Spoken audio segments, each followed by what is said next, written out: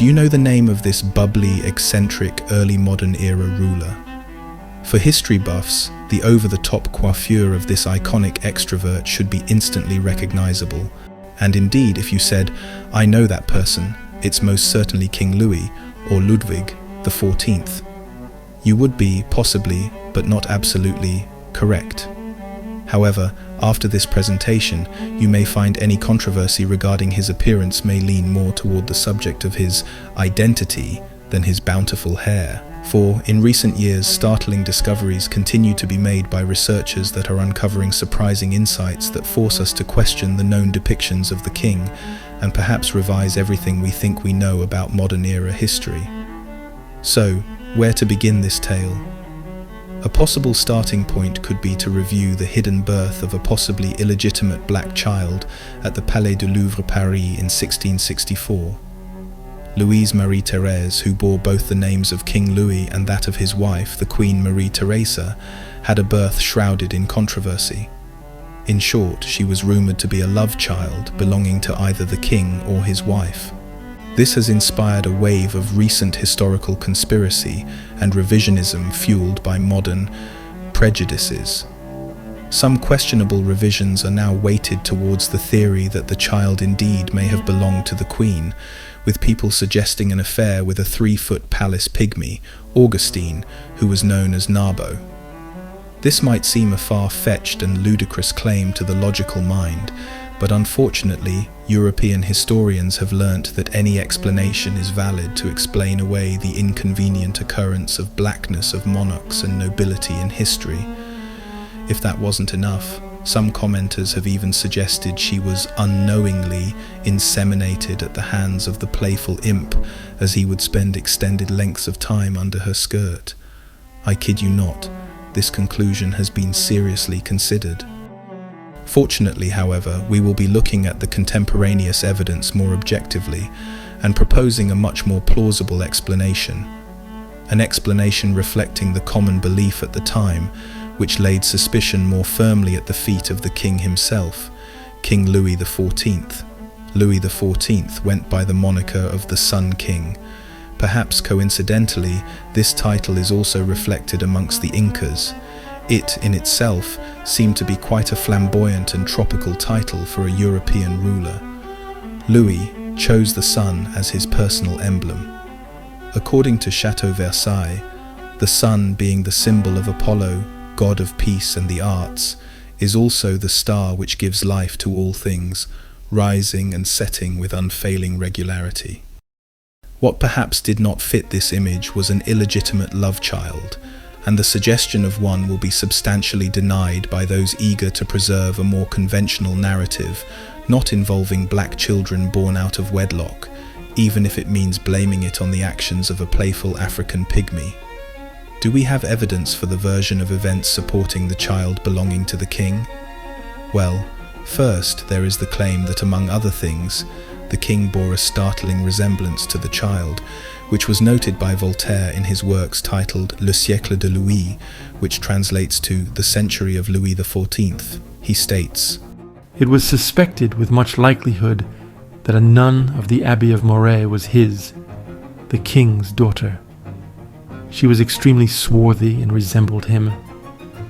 The king gave her 20,000 écus for a dowry, placing her in this convent." So here we have evidence that the king supported her upkeep, suggesting quite clearly that he was taking personal responsibility for the child's nurturing, something no male monarch would do for a child resulting from the acts of a philanderous wife.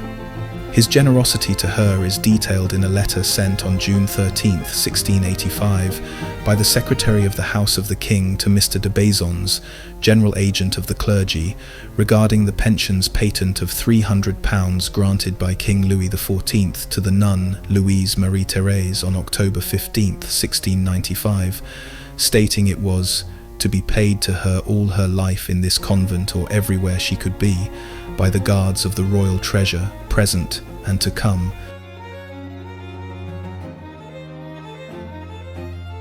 This brings us to the appearance of the child.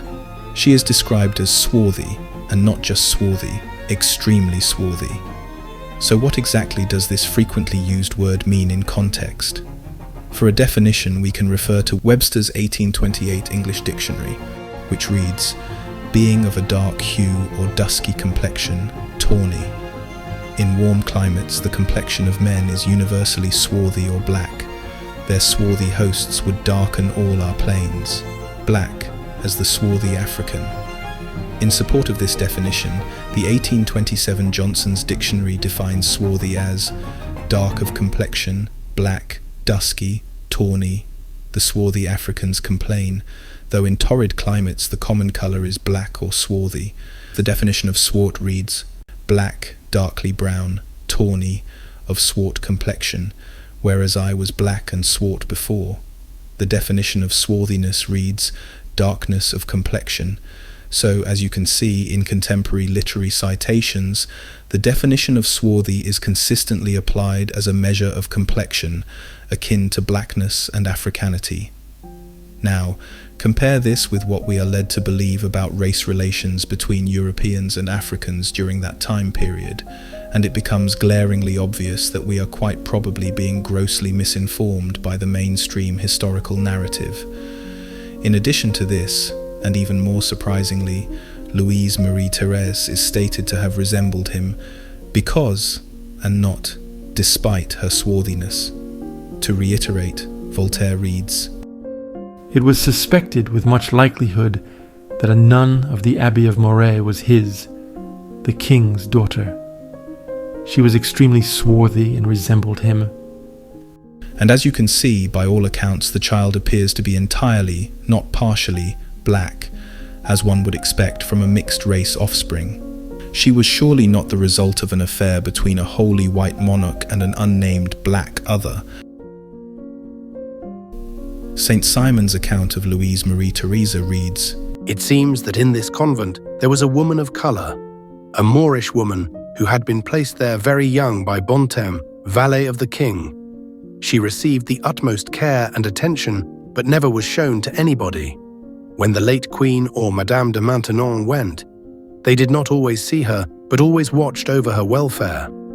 She was treated with more consideration than people the most distinguished, and herself made much of the care that was taken of her and the mystery by which she was surrounded. Not only this, but even more tellingly, the locals seemed entirely unfazed by this rumour of this child's heredity. Indeed, most being comfortably convinced that this black woman was indeed the daughter of the king. It was not only believed by the public, but truly believed by Louise herself. Voltaire states, Madame de Maintenon, on a trip from Fontainebleau, went to the convent of Moret, and wanting to inspire more modesty with this nun, she did what she could to debunk the idea which nourished her pride. Madame, the nun told her, the trouble which a lady of your station takes to purposely come here in order to tell me that I am not a daughter of the king persuades me that I am. The convent of Moret still remembers this anecdote. And a believable quip it was. Indeed, if the locals, along with this very black woman, were entirely convinced of her royal heredity, it certainly does bring into suspicion the ethnicity of either or, indeed both, the king and the queen of this late 17th century French dynasty. Indeed, a portrait of her still exists in the Charles de Bruyère Museum in Remiremont, simply named the Moor of Moret, and it's confirmed to have been painted around 1680 by the same hand which painted the series of 22 pastel portraits of kings of France, from Louis IX to Louis XIV, between 1681 and 1683. Quite an honour for an illegitimate child indeed. Let's explore further literature and see what it suggests. For centuries now, eyewitness descriptions of the king, describing him as certainly melanated, at least by modern standards, were largely ignored as they plainly contradicted the abundance of portraiture clearly depicting him as anything but that. Indeed, King Louis XIV is a frequently illustrated individual with a somewhat peculiar but instantly recognizable look.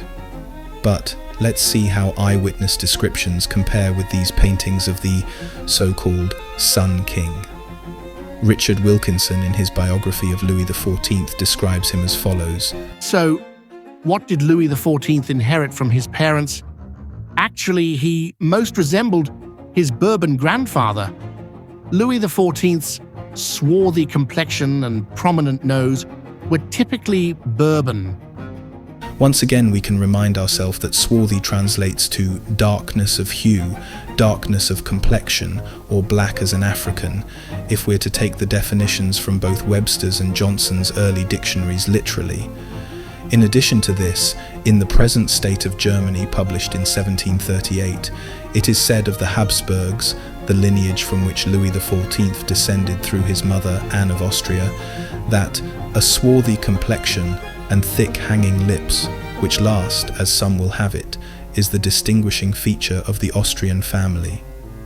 These sentiments were repeated in the Life of Leopold, dated 1706, where the Habsburg nobles were, once again described, as having a brownish complexion and the underlip hanging down very much. Now, it's fair to say the prominent terms used to describe his appearance, being swarthy, prominent-nosed, and possibly with thick and hanging lips, are quite notable. It's also substantial that Wilkinson clearly makes reference to the entire Bourbon family line as being swarthy by stating these as typically Bourbon features.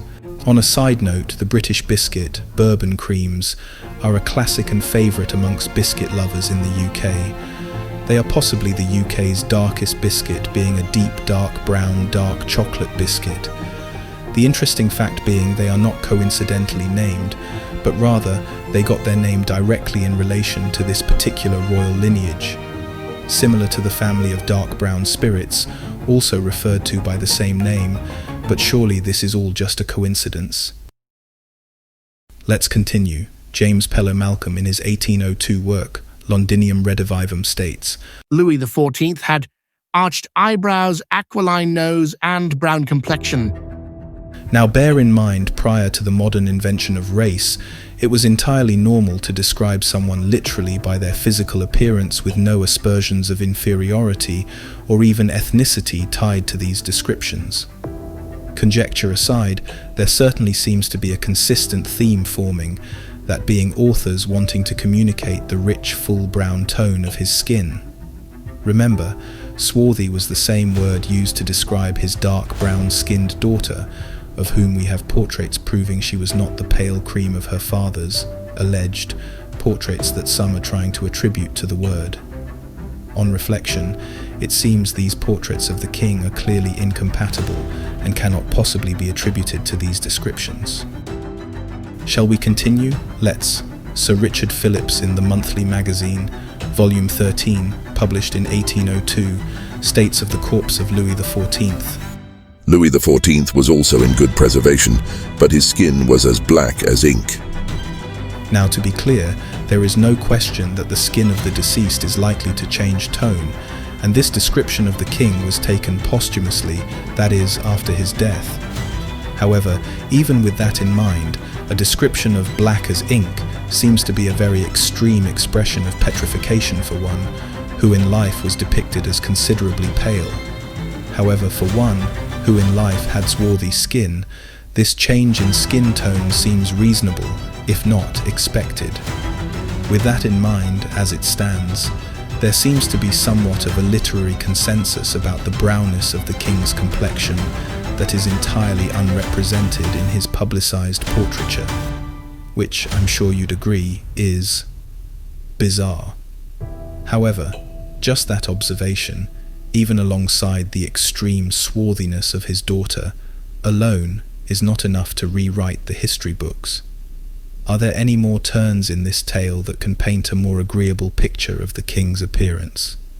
Turns that perhaps are confluent with the contemporary literature? Well, it's at this point that this story gets even more interesting. This portrait remains one of the earliest known extant portraits of a so-called black man in French painting. It was painted by Jacinthe Rigaud-Ros Serra, most commonly known as Hyacinthe Rigaud, a French painter of Catalan origin. It was painted around 1679. Coincidentally, this would have made the official age of Louis XIV around 41 years old at the time of its creation. Interestingly, Rigaud was a French Baroque painter, famous for portraits of Louis XIV himself amongst other royals and other members of the Habsburg nobility, and was certainly the most prolific portrait painter during the reign of King Louis XIV. He is considered one of the most notable French portraitists of the classical period. Rigaud owes his celebrity to the faithful support he received from the 4 generations of Bourbons whose portraits he painted, namely King Louis XIV being perhaps the most notorious. Modern curators have simply classified this as a portrait of Balthazar, since, as is the trend, the sitter's swarthiness has relegated them to total anonymity. Unfortunately, black subjects rarely, if ever, retain their true identity. Now, this image by itself is unremarkable in terms of assuming an identity for the king, besides the fact it was painted contemporaneous to his reign by his favoured artist. However, if we revisit the claim by Voltaire, then things do get more interesting. The claim being that his daughter, Louise Marie-Therese, the Nun of Moret, was extremely swarthy and resembled him. In view of that, suddenly this portrait takes on a different light. For although she bears no resemblance to publicized portraits of the Sun King, the resemblance to this painting would immediately provide the context for the stated familiarity and the rumors of relation that were accepted as fact by the locals. With a detailed observation of the works, beyond them both being of a similar hue, which is not remarkable at all, one can observe that they have an incredibly aligned phenotype, observable in the eyes, nose, and lips being strikingly similar. One could declare a familial resemblance would not be an incredible claim. Let's compound that with the multiple descriptions of the king that we have already visited upon. His deep brown, swarthy complexion, his prominent nose, and the hanging lips possibly inherited from his mother's lineage, even the blackness of his corpse all become instantly contextualized and reasonable. Could this unnamed sitter, painted by King Louis XIV's favorite portrait artist, actually be Louis XIV himself? His appearance may seem peculiar, particularly in this turban, but the depiction of nobles as Moorish kings appears to have been widespread at the time. Modern interpretations have claimed these are all depictions of black magi's, but the Metropolitan Museum of Art describes this outfit as that of a Moorish king and not a magi. In fact, there are numerous portraits and busts dating to the late 17th century, contemporaneous to Louis XIV, showing unnamed Moorish royals wearing almost identical outfits to the one shown in this painting. These busts, ranging from miniature to more than life-sized, are largely concentrated to the Italian region. Could this be Louis XIV homage to a possible Moorish genealogy? This would be consistent with coats of arms of numerous noble lineages depicting Moors' heads, suggesting the genealogy of many of Europe's nobles had Moorish, or at least swarthy origins.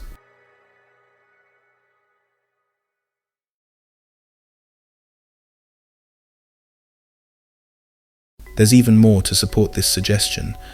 In this famous painting of the king, painted by the renowned Hyacinthe Rigaud, we see him wearing his very unique armor, punctuated by the emblems of the sun on the breastplate, with breast articulation styled in the manner of emanating sun rays. This armor was likely designed for the king as an homage to his symbolic role as Sun King. However, and interestingly, there is another painting where identical armor is being worn. Little or nothing is known about the sitter in this portrait. He is simply called the mulatto. As is the case with most black or mixed persons of nobility, he has been stripped of his name, but we've already discussed that. How then can we assert his nobility, if indeed he is a noble at all? Well, certainly the ability to commission a painting of this detail was beyond the means of the general public, but more notably, the armor he wears raises big questions. We know that by the 16th century, according to Donald LaRocca in his book How to Read European Armor, that royal workshops made armor only for the sovereign and members of the court by royal warrant. So armories supplying the royals did not supply the general public. We also know that by this period that, in order to be bulletproof, The thickness, and therefore the weight, of plate armor became impractical to wear, causing it to go out of use by the end of the 17th century. And this lack of utility meant that ceremonial armor was designed for visual impact, to convey luxury and status, rather than for protection. In light of this knowledge that armor played a significant role in both identification and ceremony for the monarch who commissioned it, one can assert that it was unheard of for monarchs, who only donned this type of cuirassier-style armor ceremonially, to ever share it is an impossibility, leave alone with someone not of immediate nobility. So, just who was this sitter, and why does he share the armor of Louis XIV? And that's not all. Another important observation is that when placed alongside the portrait in question, we once again are faced with quite an impactful resemblance.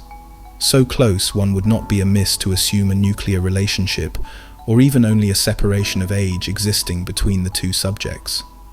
What's more intriguing about this portrait is how naturally his hair seems to be in that Baroque royal hairstyle. No longer does the hair look like a bizarre, ill-fitting quirk, but instead, it now falls naturally in both texture and style to the phenotype of the subject. Can you suspend your disbelief briefly and assume that this image presented could be the real face of a Bourbon royal? Could this leap of faith actually provide a logical explanation to the puzzling and conflicting data we hold about the Sun King? Our final piece of evidence lies in this portrait, presumably painted by Marie-Victoire Lemoine in the late 18th century. Once again, the sitter is unknown, but people have suspected this is another Bourbon royal, this time possibly Louis XVI or his son, the tragic boy King Louie XVII. Similar to the portraits we have already discussed, this portrait has a strikingly close proximity to the royals in terms of its date of creation. The sitter, who in this case could be grandson or great-grandson of Louis XIV, looks as one would expect a direct descendant to look. In fact, if one places these portraits, penned by different artists, in different locations, at different moments in history, side by side, the resemblance between them is both exciting and somewhat harrowing. Now, obviously, this could all be chalked up to nothing but coincidence, but what a peculiar set of circumstances to present us with such evidence. In order to believe that King Louis XIV was exactly who we have been told he is, one has to believe that. Not only were the eyewitnesses blind, they were also slanderous and treasonous. After all, we have been fed the narrative that blue blood among the monarchs of Europe demands the absolute palest of complexions obtained through purity of lineage, and yet eyewitnesses and biographers are freely describing them with a word contemporaneously used to describe dark people of African descent. Equally, we have to believe the entire population who saw validity in the suspicion of the rumor of a black love child were unable to discern the impossibility of a black baby being born to a lily-white or even interracial couple. We have to believe it was normal for random people of black or mixed heritage to be allowed to don the king's armor for a portrait. We also have to believe the portraits created by royal portrait artists just so happened to depict people who bore uncanny resemblances to one another, despite being separated by decades and painted by different artists. They also just happened to look like the king or queen's illegitimate daughter. Such an astounding set of coincidences have brought us to this point where we are considering this completely insane theory, but the evidence does make it one that you can't pass up without at least exploring the possibility.